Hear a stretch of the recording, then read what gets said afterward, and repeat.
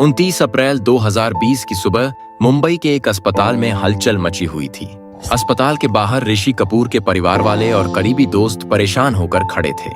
डॉक्टरों की टीम उन्हें बचाने की पूरी कोशिश कर रही थी, लेकिन उनकी हालत लगातार बिगड़ती जा रही थी। सबके चेहरे पर चिंता साफ दिख रही थी। हर कोई दुआ कर रहा था कि वह जल्दी ठीक हो जाएं। अस्पताल का माहौल गंभीर था। नर्सें इधर उधर भाग रही थीं। डॉक्टर बार बार उनकी जांच कर रहे थे, लेकिन धीरे धीरे उम्मीदें कम होती जा रही थीं। कुछ ही घंटों बाद अस्पताल के गलियारों में सन्नाटा छा गया।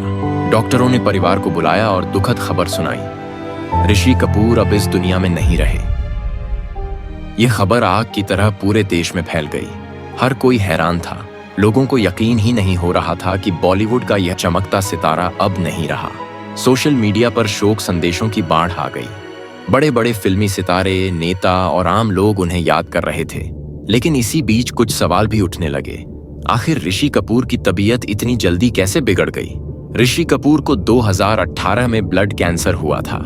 इलाज के लिए वह अमेरिका गए थे और करीब 1 साल तक वहां रहे। जब वह भारत लौटे तो पहले से बेहतर नजर आ रहे थे।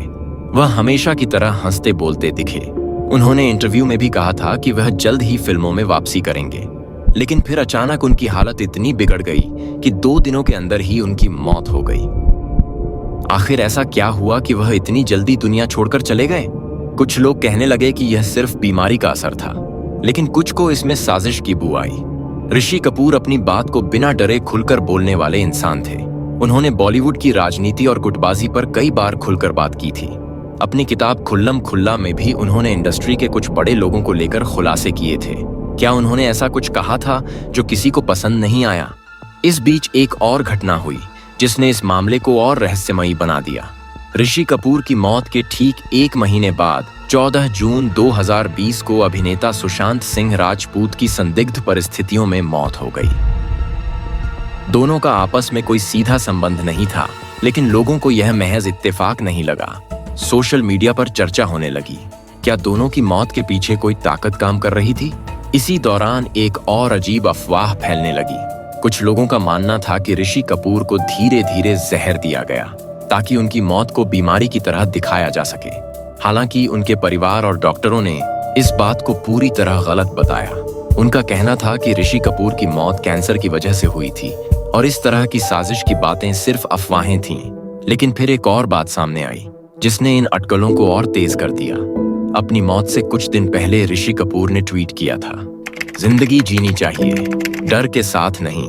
क्या यह सिर्फ एक आम संदेश था या इसके पीछे कोई गहरा इशारा था? क्या उन्हें पहले से किसी अनहोनी का अंदेशा था? ऋषि कपूर की मौत के बाद बॉलीवुड में हलचल मच गई।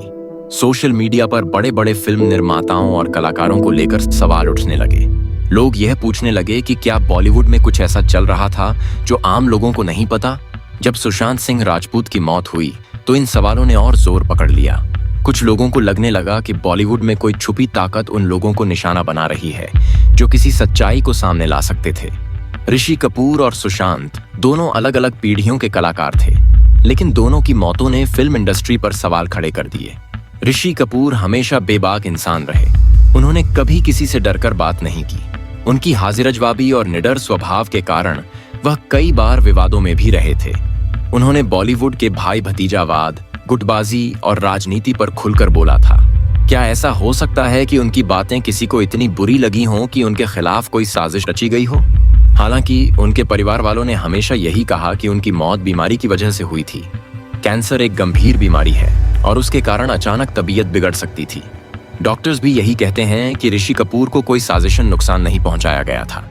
लेकिन सोशल मीडिया पर आज भी लोग इस मामले पर चर्चा करते हैं। क्या ऋषि कपूर की मौत सिर्फ एक इत्तेफाक थी या इसके पीछे कोई गहरी साजिश थी? शायद इस सवाल का जवाब कभी सामने ना आ सके, लेकिन जब तक सच्चाई पूरी तरह उजागर नहीं होती, यह रहस्य बना रहेगा।